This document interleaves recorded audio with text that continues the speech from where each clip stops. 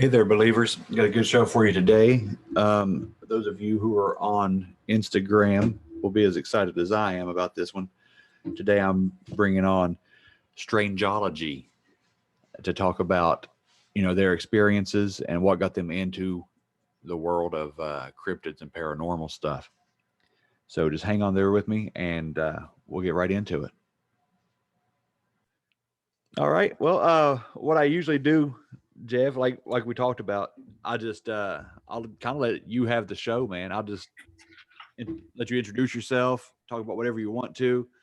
Yeah, Um, I can lead in with asking you how you got into this and everything else, and um, just let you take it away, and I'll keep the conversation going. I can jump in most of the time, hang in there with you. So yeah, definitely. So yeah, I guess I'll start it off. Hi, I'm Jeff from Strangeology. I run a Instagram page as well as a website, also on Facebook and Twitter, and recently decided to get into podcasting. Um, wasn't really wasn't really a thought until you know lockdown started happening uh, back in mid late March last year, 2020, the year that never happened, and I found myself in the position of not having a job anymore. I worked in the graphic design field for 12 13 years, and I spent a lot of time at this one studio, and then they had to let me go, unfortunately. And I found myself with a lot of free time. And I've always really been into the world of cryptids and UFOs, high strangeness, ghosts, and the paranormal pretty much my whole life. And I was messing around with the idea of starting an Instagram page and just kind of posting weird little factoids and tidbits about, Mothman and the Jersey Devil and the Chupacabra and different fun things. And it kind of just started gaining a following. So it's like, oh, wow, this could be something pretty cool. yeah, So, yeah. So after that started, I decided I was going to do something a little bit more involved and kind of really started doing more in-depth deep dive posts on different I had this series that was like cryptid of the week. Learned about a lot of very interesting cryptid creatures that I'd never heard about before, and and then also kind of trying to do all the other things too, between ufology and the paranormal and the occasional conspiracy theory. And it was quite a bit. So around the end of uh Q4 last year, I was like, you know what, I think I'm going to make the leap and start doing like a weekly to bi-weekly podcast where I can really dive deep on one particular topic and just go from there. And still maintain the social media presence and kind of do posts from time to time, but the sort of just shifting the focus to the podcasting world, which I'm still pretty new to. I only released my third episode this week, so yeah. Podcasting is a whole different beast than what I'm used to. Uh, I the same thing with me. It was last March. I I'm a teacher, so I got sent home to work, and I was writing lesson plans all through the summer and stuff. But I had listened to podcasts for a couple of years, like the Confessionals and Sasquatch Chronicles, yeah. and I had a couple of stories of my own that I wanted to get on there and talk about. But after about 2 weeks of sitting at home, I thought, why not just try it myself? Right. So, Yeah. I got a few contacts together, to line up interviews ahead of time, and jumped into it. And it wasn't as bad as I thought it would be. But my show, the format, I wasn't smart enough to come up with, doing deep dives and talking about things myself. I thought I'll just bring people on. Everybody wants to talk about this stuff. Sure, And sure. yeah, it's so hard to get interviews sometimes. They come in waves. I'll have like 4 or 5 people contact me, and then I'll go a Okay. month. I'll go a month without anything, and I'm like, oh no, Oof. I got like one left in queue. What am I going to do? And then luckily I'll get 2 or 3 more, and it is kind of just barely making it. But I'm Right, on a good right, wave yeah. right now, so it's working out. Hey, there you go. Yeah. I mean, that's definitely one thing I want to um, approach with the Strangeology podcast. Currently, I'm just kind of going into subjects and talking about different things. But I do want to have people on. It does seem like it's probably a little tricky, to schedule things. I know we kind of had a little back and forth on, what Yeah, day is going to work best, what time. But yeah, that's definitely something I'm looking forward to for sure. yeah, yeah. So, what got you? I know you said you've always been into this stuff, but was there anything in particular that got you interested in the subject of cryptids and the paranormal, the unexplained? Was it like, did you have a personal encounter or experience or anything? Well, so I've had a few experiences across the different spectrums of the whole world of Fortean research, if you will.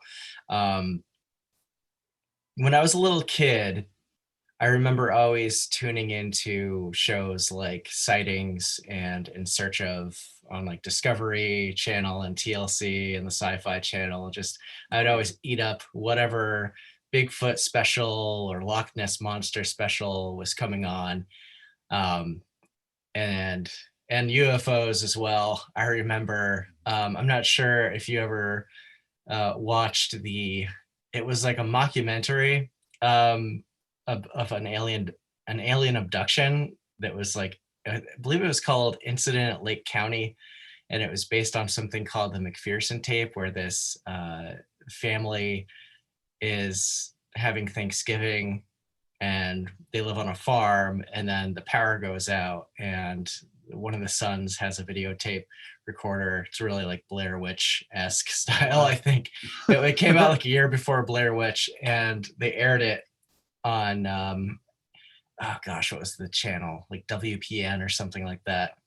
And essentially, like, the younger son with the video camera and his like older brother and brother-in-law go out to investigate, and they find that a UFO has landed on the farm, and they're like doing cattle mutilations, and then they get Nice. caught and they run back to the house, and then the aliens ultimately take them in their spaceship at the end. And it was all it's fake, but allegedly Right. it was based on a real thing. And I remember that. I think I was like 13, 14 years old at the time, and that just like scaring the crap out of me when I was a kid. I was like watching it in the basement all by myself.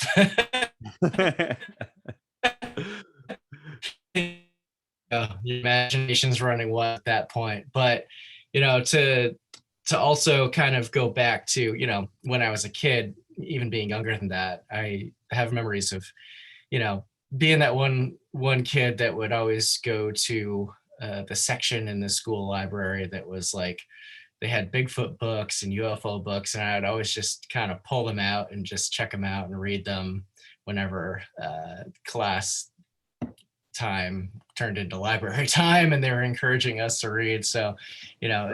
it's always really kind of been there for me. So, and I have had a few different interesting experiences that I can't really explain. Possibly there's logical explanations for them, but you never know. Well, You never know. yeah. If you feel comfortable sharing it, I would love to hear those, man. Oh, sure, sure. So let's go with start off with a spiritual theme. So gosh, I don't remember exactly how old I was. Maybe between 6 and 7 years old, and I was up late watching TV, and I was watching some kind of cartoon, and I remember the lights were off in the living room. I think my folks were in the kitchen. My siblings were, in their rooms doing whatever. And I was like, okay, I'm gonna turn off the TV and go to bed. And so I turned off the TV. It's one of the the old CRT TVs from the late '90s, early late '80s, early '90s, and I turn it off and I look at the TV, and sometimes there's an afterglow with those types of TVs, Mhm. and you can sort of see an image. And I looked at it and I saw an image of an elderly man looking back at me, and it wasn't on the screen beforehand. And I just remember that kind of freaking me out, and I just kind of noped out of the room at that point. And it's kind of it's interesting when I think back to it. My grandfather, on my father's side, I never met him. He had passed away from cancer like 2-3 months after I was born, so I never got to meet him. But in the pictures I've seen, it kind of looked a little bit similar. I'm not saying it was him or not, but it's just Wow. kind of a interesting connection there. So um, yeah, and the house that I grew up in, it wasn't even an old house. It was built in the early '70s, and I grew up in rural New England, in Vermont, on top of a hill in the middle of the woods. People around, but Right. it's definitely low population town, and the the man who built the house had passed away sometime in the late '70s or early '80s, before my folks bought the house in the mid '80s. And the owner's son had also he passed away like a year or two before the owner did. Like just after he had graduated high school, he got in a motorcycle accident and passed away. At least this is the story that my parents found out.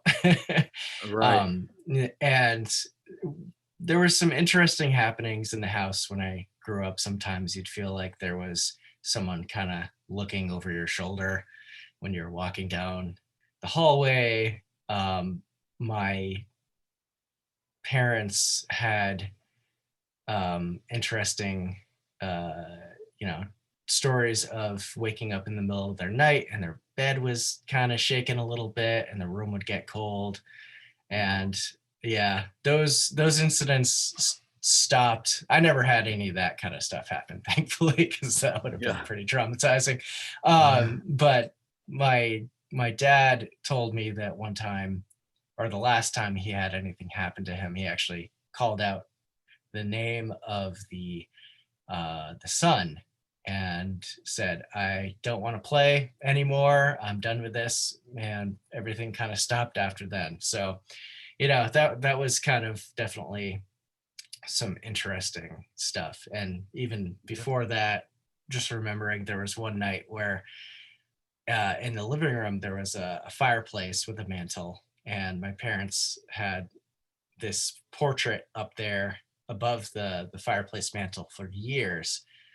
And it's just a nature scene with some ducks in it. And there was one night where we heard a crash kind of in the living room, and in the morning we went up and the portrait was had somehow fallen off the nail that was at an angle like that, 45 Yeah. to 50 degree angle. The nail was still in place on the wall, and nothing. My mom had a bunch of knickknacks on the mantle. None of that stuff got hit. And the Huh. portrait was just like, and it's a pretty big picture too. It was probably like a 2x3 Yeah. frame, just kind of laying down on the ground. Glass didn't break. So, curiosities for sure. Yeah, no doubt. It sounds Yeah. like you definitely had a roommate or something there at the house. Yeah, it's quite possible. So my folks sold that house years ago. So, whoever lives there now, they might be, contending with some playful spirits, maybe. Yeah. Yeah, no doubt. Uh, you know, you where you're starting this podcast and we're talking about ghosts. it makes me want. I keep looking down here. My computer's over here. In case you're wondering, I got my Oh, camera set up there, so I'm not like gotcha. looking away from you. I'm looking at you when I'm looking down.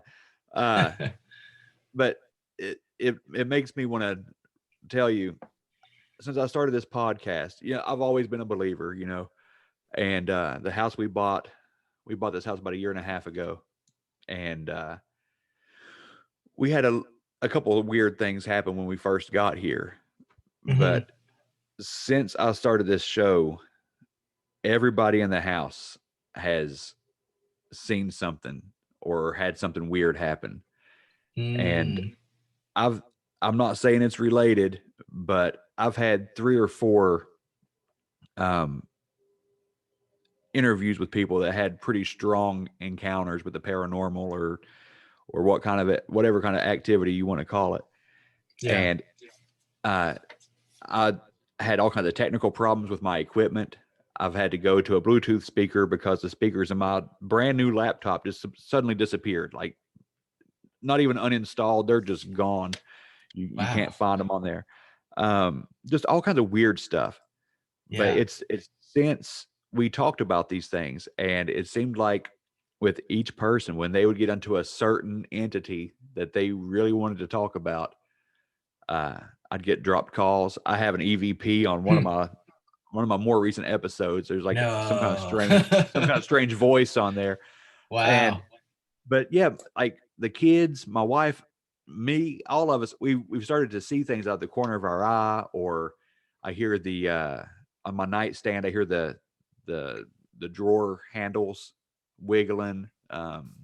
Something, something has touched my foot, it's touched my daughter's foot.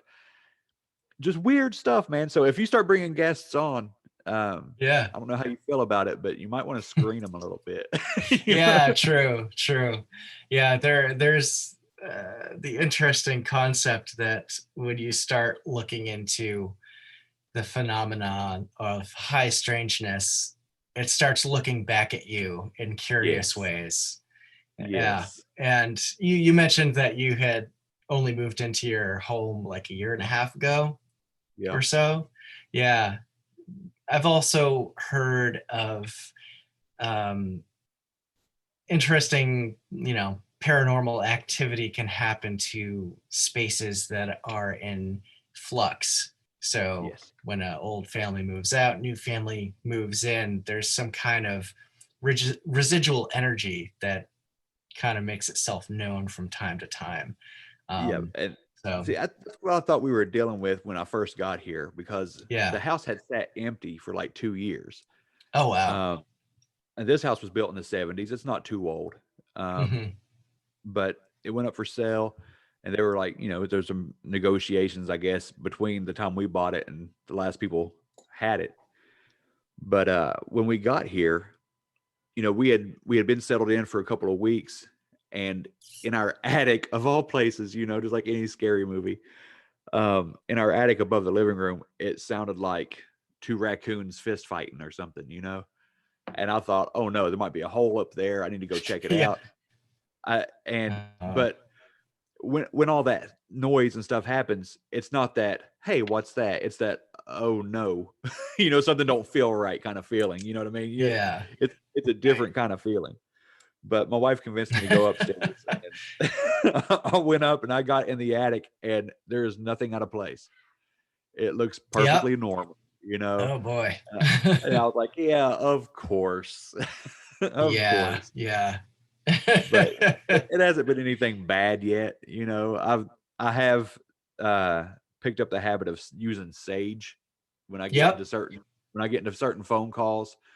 I go for the sage, man. I pray. I do whatever it takes Yep. to try to make sure everything stays on the up and up.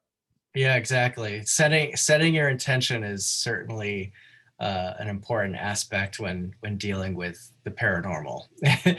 lot of the times, if I'm watching like looking at ghost videos online or looking into the subject, I will visualize like some kind of, force field, if you will, Yeah. around it. So, who knows if that does anything, but it's, it's a, some kind of practice to do to help kind of balance the environment for you. It'll at least make us feel better, won't it? Exactly. Yeah. So, yeah. If I do have some other stories, if you'd like to hear. Yeah. I would love to hear them. Yeah. So, probably the most profound experience I had was actually a UFO sighting. This happened, probably around the same time as I saw that UFO that UFO mockumentary, right? But assuredly, this was not any kind of delusion or a hallucination or anything like that. So my older brother decided to take me out to the movies. It was the re-release of The Empire Strikes Back. So I believe it was around April of 1997. I was like 13, 14 years old or something.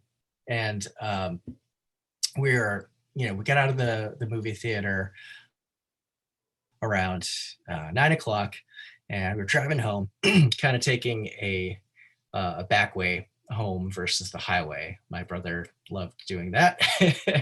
And we were coming down this straightaway, which eventually it goes straight for about a mile, and then there's a tree line at the end, and the road dips down through the woods and empties out into a river valley. And so I was sitting in the back seat of his Volvo 240. It was like a late 80s model. And he was just driving along. I was sitting in the back seat, kind of chilling out because I was tired. And I noticed on the tree line at the end of the straightaway, there's these three lights in triangular formation, kind of just right above the tree line. And I'm staring at it for, a couple seconds, and I'm like, that kind of looks like a plane, but it's not really moving.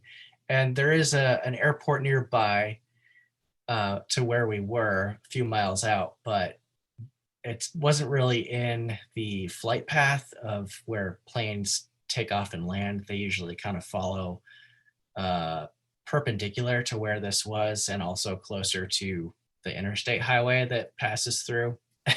And so I'm looking at this thing, and I'm like, I don't know, is that a plane or not?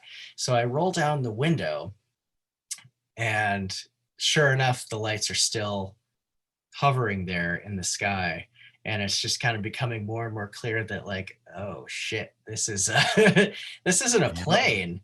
And we're getting closer to it. And it was a pretty clear night. And I could start to make out, as my eyes adjusted to the darkness, that there was a solid structure in between the lights on each end of this triangular shape. And, I'm kind of signaling to my brother, and he's like telling me to shut up. And I later found out years later at a family gathering that he had actually seen it too. Like, we wound up driving under this thing. It was right over the road. And I think when we were driving under it, I could see one or two of the lights, and the other was obscured by the trees. And I just remember kind of looking up at this thing like something out of Close Encounters of the Third Kind, right? Yeah. And we just kept driving. And apparently my brother was white knuckling it the whole way. And we never talked about it until 15, 16 years later during a family get together. And he was like, oh, you saw that too? And I was like, yeah, I was trying to tell you at the time, but you told me to be quiet. And he was like, yeah, sorry, man. I was trying to get through the situation. So, yeah. So, and like looking back when, Google Maps came out, the thought of this UFO popped into my head one day, and I was like, maybe I can remember exactly where the lights were placed, and I can figure out what size this thing was. And from what I could remember, based on like where the houses in the area were, um, it was definitely larger than like a 747 from like tip to tip, which is Wow. pretty large. So, you know, whether it was extraterrestrial or if it was one of ours, I don't know. But, Right. you know, it's kind of like one of those I know what I saw type of things. And it's Yeah. always stuck with me as kind of being like there's definitely something more out there in this world than we really know about. So that was kind of the big one for me. And there's been some other curious sightings of uh, lights or fast moving objects in the sky that I've caught from time to time. Right. When I was about 8 or 9, I I grew up with a pool in the backyard of my house, and I was out swimming. It was probably like 8:30, 9 o'clock at night, and my mother and her best friend at the time were out there, smoking cigarettes and chatting and making sure I wasn't gonna, drown. And I remember kind of, dive underwater, come back up, and we had bats around the property. So sometimes they dive bomb the bugs and you're like trying to dodge them going underwater. I remember coming back up from being underwater and looking out into the woods around my house. And all of a sudden I saw this like amber glowing orb that was, I don't know how big it was. It must have been couple times the size of a beach ball, maybe, just kind of streak through the woods. And it was like a pretty like thick woods too. So I'm not entirely sure how it would have maneuvered around trees, but it just kind of like darted and from like a northeast to southwest direction. And I was like, that was something. And then I just kind of went back to swimming. And a few minutes later, something just kind of caught my attention out of the corner of my eye from the southwesterly direction. And the same glowing ball orb, whatever it was, shot back from the other direction. And Oh, I wow. was like, I gotta go inside now, Mom. Yeah. And that was the only time, that ever happened, thankfully, because that would have been definitely weird. It was weird enough kind of seeing something unexplained like that. So, and Yeah. even recently I had posted a post to my Instagram last summer. I was up in town and I saw this rod of light kind of going up into, it was a cloudy day and it was kind of going up into the clouds. And it didn't really seem like a plane, so I took a video of it, and it's up there if anyone wants to dig back through my posts and see. Yeah. But I last year seemed to be like there was a massive influx of UFO, or as the government calls it, UAP Right. sightings in the sky. There were certainly, when I was looking around on the internet, there was a lot of similar looking ones like that, and it just kind of moved into the clouds and slowly faded out. And I was actually, getting some takeout, and I was walking through the parking lot of the restaurant, and I was like, oh, that's something. Whipped out my phone, and just in case, So there's certainly been a lot of interesting curiosities in my life that kind of reinforce some thoughts. Yep. And I think that being open to it helps us to see these things. Yeah, absolutely. Um, I had I've talked about it on my show a couple of times. I had my UFO encounter back in 2009, but it was nowhere near as cool as yours. Oh, darn. You seem way more up close. Um, I can give an abbreviated version of it because if people do listen to every episode, then they're probably tired of hearing it. But I haven't heard it. yeah, my dad and I were heading back to where I live here in West Virginia from Louisiana. I was stationed there, and I was on my way home for good. I had just gotten out, and he come down to help me get all my stuff together and everything, and make the trip back. and it was in an area called Arkadelphia. Hmm. It's along the Arkansas Louisiana border, Okay. and I noted that because I was looking around for landmarks as soon as it happened, and there was a water tower that we passed shortly thereafter. So that helped me figure out where I was at. But we're going down the road, and down there everything's flat. It's not like here in Appalachia. Um, Yeah. so I look out the passenger window, and I notice a white solid light that is just, going straight through the view, the regular view line we had, and it it passed up the passenger side window. It seemed like it was probably a mile away. It was pretty far off, Sure. Yeah. but it went straight ahead into where my dad and I could both see it through the windshield, and we're watching it, and we're both, what the hell is that, and just watching it go, and as it gets straight out in front of us, almost like centered up with the windshield, like it's over the interstate down there, another mile or so down the road, it just flashes out this really weird green light. Um, Wow. yeah, I don't really know what shade to compare it to. I don't know if I've ever seen that shade of green. It was just Yeah. really bright, and it like filled the whole windshield. You could just Yeah. see just green light, and then that light sucked back in, like it imploded and disappeared. Wow. There was nothing else there. That's Um, amazing. it was pretty cool. I wasn't as close as you were, though. I would love to see Yeah. the shape Yeah. of this thing, but Right. yeah, it definitely blew my mind.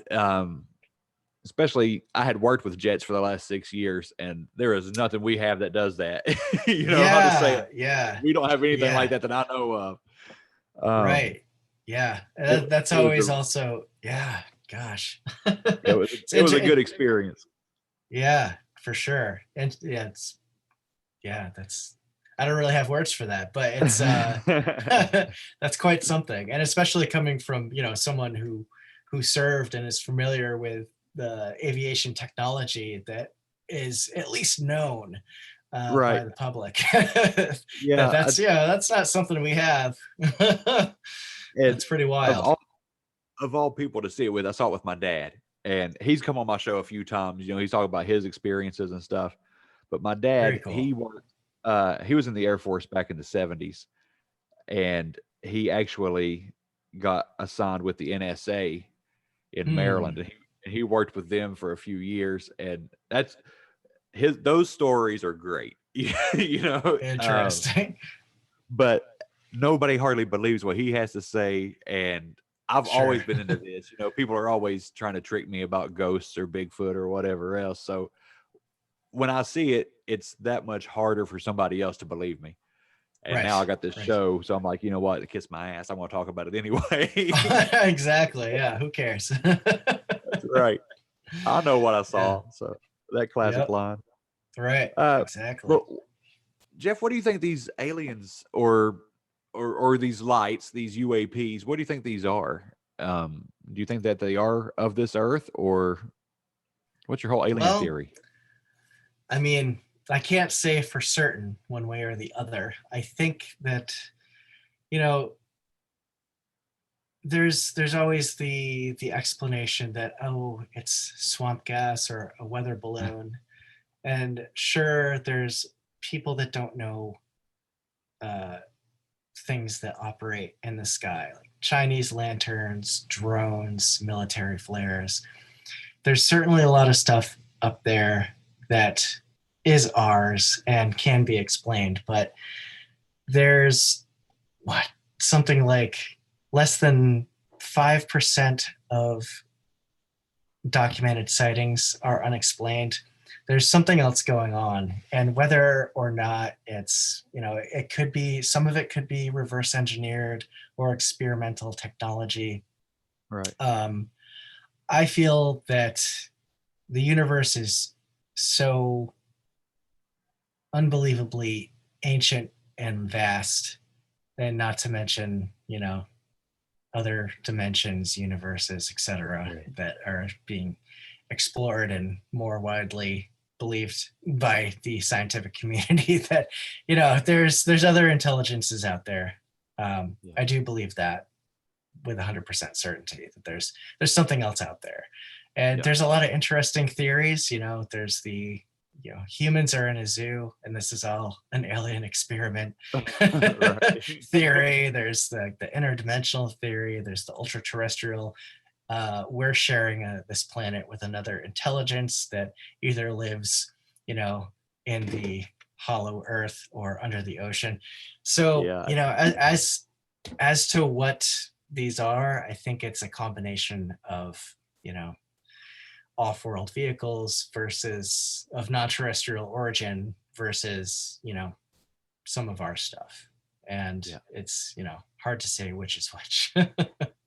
Yeah, you're right. That's as good as an explanation as we can get right now. I mean, we're supposed to have disclosure within the next 6 months, right? Have you heard that? Yeah, the 180-day countdown with that COVID relief bill. Yeah. And it's crazy to have, been into the UFO subject your whole life, and the Tic Tac Go Fast videos that were disclosed by the New York Times back in 2017. Like, I never thought that we'd get anything like that. And there's big people in the community and people who have done this for their life's work that have worked on getting some kind of disclosure, and that was probably one of the biggest steps forward in that direction.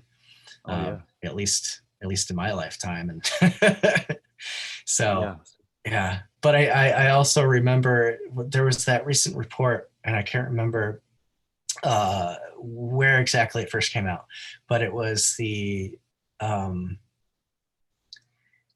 something about the having possession of the off-world craft of non-terrestrial origin, and no one batted an eye at that, which was kind of funny. People say like, humans aren't ready for contact with other civilizations from outer space, which I kind of agree with that in a lot of instances, but sometimes not. I mean, let's just try it and see what happens. It's no matter how much I know and I believe that it's real, I have to hear them say it. You know what I mean? I have to be given that full disclosure, just that I told you so moment. I think we deserve that at this point, Right. Yeah. Even if it's like a little trickle of something, just so, I mean, humans don't quite have all their shit together quite yet, but that's for sure. I think we can handle some of the truth, maybe. Maybe not all of it, but You mentioned conspiracy theories, and the other day I started thinking, I was like, well, maybe, that the guy from Israel that give that disclosure about, we're not ready to meet him yet and all this stuff. I thought, Avi Loeb. Yeah, I thought maybe that's why we have to wear these masks, because they're walking around us right now, and the difference is in the mouth, Maybe they're getting settled in right now. So I'll just keep this on until we see what's going on here. True. Yeah, no, that's funny. It kind of reminds me also of like what was it, the World's remake, and all the aliens are taken out because of human infections and viruses and stuff. Right. And it's like, that's probably a real legitimate concern, coming from another planet. You don't know what kind of pathogens are around. Right. Maybe that's why some of them wear helmets. Yeah, I would be totally okay with the whole COVID thing if I knew it came from aliens. I'd be like, oh, okay, well, they didn't know. They're settling in. Right. So I see that shirt you got on of the Mothman. Yeah, Mothman. Is that Point Pleasant? Is that one of your shirts, or? No, this is actually shout out to National Introvert Society. He runs a shop and does all sorts of cool cryptid and designs and UFO stuff, and he makes awesome artwork, and he hooked me up with this shirt last summer. So that's a great shirt. I don't live far from Point Pleasant. I used to go to the Mothman Festival just about every year, and nice. I had planned on trying to get a vendor spot this for 2020. Yep. So I'll try again in 2021.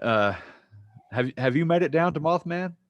I haven't. I haven't been to West Virginia ever, but myself and some friends from the Instagram are all talking about wanting to go down this year, get together, even if the festival doesn't actually happen. Maybe go do a investigation of the TNT area. Could be a lot of fun. Yeah, absolutely. Yeah. Well, holler at me if you do that, because I'll sure. jump in with you. That'd be fun. Yeah.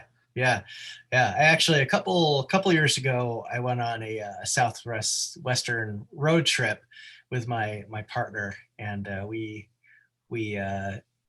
went up to Rachel, Nevada, to go, do the whole Area 51 thing, which was a lot of fun.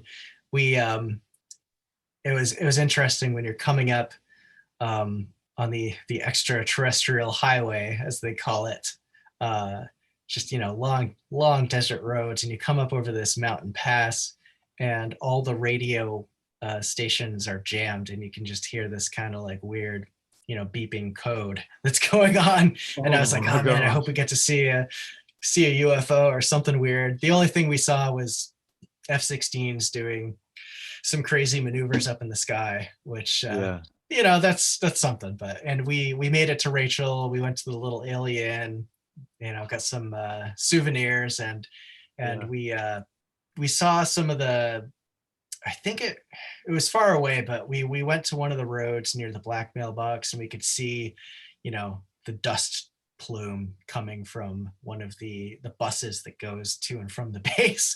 And we weren't quite sure, and I should have researched it better beforehand. And I feel like, we probably should have done it. So maybe another time, but we didn't go to the back gate. I wasn't quite sure where the road was to go to the back gate, just to like see it. Where all the Storm Area 51 nerds gathered at 3:00 in the morning back in 2019. But it was a cool experience for sure. Actually getting out to like go to places is something I'd like to do once things in the world kind of settle down and get less crazy. Yeah, for sure. I've always wanted to go out to Rachel, Nevada. That would be a dream come true. I think that would be a great road trip. It's now that super I'm back fun. on the east side. All the way over here, I don't know if I can justify making the trip out there. I should have done it when I lived closer. I should have made the excursion. But yeah, it's plane ride isn't too terrible, but I don't know if I'd want to go on a plane right now, or even for the next couple of years. Might be road tripping it. Yep, road trips it is. Mm-hmm. Well, let me ask you one more. This is an easy one. It's easy. It's just I love your Instagram. Thank you. I've probably been following it well before I started the podcast. It seems like I've had Strangeology on there for a while. Oh, no kidding. Oh yeah. But what is your favorite cryptid? My favorite cryptid it actually is not Mothman. Right. My favorite cryptid is actually the Jersey Devil. That's a good one. Yeah. You'd think it would be like Champ because I'm from New England, but I love the story of the Jersey Devil. It's a fun little historical story. I played in a band once that actually had an EP that we named the Leeds EP, because the Jersey Devil is also known as the Leeds Devil, and we wrote all the songs about it, or all the songs that were on it were about the Jersey Devil. Wow. little concept album. So he's my favorite flyboy, if you will. Yeah. I didn't expect that. I don't know why, but I mean, you live in New England. I guess it's close. But Jersey. Did you hear the Astonishing Legends podcast cover the Jersey Devil? I actually haven't checked that out yet. It's funny, like when you're a content creator on these platforms, you want to like listen to everything you can, but then you also have to balance your time with Yeah. creating your own stuff. And I'm also a father, so I've got Yeah. dad duty and all that stuff Oh yeah. too. So it's tough to find the time to get fit it all in, but I Yes, definitely it is. will now that you've mentioned it. Yeah, those guys. I don't know if you listen to Astonishing Legends at all, but they do deep dives on everything, and that Right is, on. and they're so well researched. Like they have a whole crew of people that help them gather this information, and then they get to present it. That Oh, that's they're great. like they're big dogs in the podcast world. Yeah, They have yeah. like 100,000 listeners or something, and Wow, that's great. yeah, Yeah, I'm all they do. DIY, baby. Yeah, me too. And you say you do, by trade, you were into graphic design and stuff like that. Yeah, that's what I do for a day job. At least when I can. It's more Yeah, freelance these days. my background is the opposite side of the spectrum. Everything I've done has just been like manual labor jobs until I got into this teaching gig, and Right on. so I don't I can barely like screenshot with my phone, and I'm trying to like, I do cover arts for each one of my episodes, and Yeah, it's completely a one man band, and it is right. so much more time consuming than I ever anticipated it being. Yeah, it definitely is. It definitely is. When I'm getting stuff up in my shop on Etsy, it takes, oh God, it takes so Yeah, long to do like one posting. yeah. It's Like crazy. I went through Squarespace and bought my website, my domain, or whatever you want to call it through there, Mhm. and thought, okay, this will make it easy. And I'm still lost on most of it. Like my website looks like it's from the mid '90s. It's like so basic.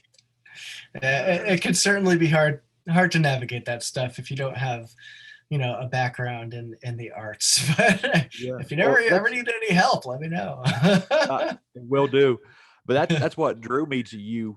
Honestly, he's like your logo was just, it wasn't overdone, but it looked like somebody knew what they were doing, you know, and like the posts and everything just looks so professional. So it does not surprise me that you are a professional at what you Yeah, do. yeah. I went all in on the branding aspect of Strangeology, so Yeah. Hey, that's a smart move, man. Uh, Yeah. Again, I don't know what I'm doing, and I just threw myself to the wolves. So I got like t-shirts for sale on Teespring. I got some on Redbubble. I just opened Yep. an Etsy store last week. I'm Nice. just I'm just throwing it all out there to see what sticks, Yeah, and that's I what think you have to do. that's what a lot of it is. I'm still a Hmm. baby podcast. I only got like 40 episodes out, so I can't I'm, even imagine getting to 40. I'll yeah, get there, I suppose. you'll get there quick. You'll get there quick. Yeah. Well, is Wow. there anything else you want to talk about? You want to plug your stuff a little bit more? Oh, sure. Yeah. So you can find my Instagram handle is strange.olin. On Twitter as Strangeologist. You can tell Strangeology, just that word was taken. so those might be changing to something else like Strangeology Podcast in the future. I have not decided yet. And also on Facebook as Strangeology. I do have a website, strangeology.com, where you can check out my blog. I try to update it every once in a while, a couple times a month. And I'm currently trying to get some guest writers on there to talk about different weird subject matter. So that'll be fun coming up.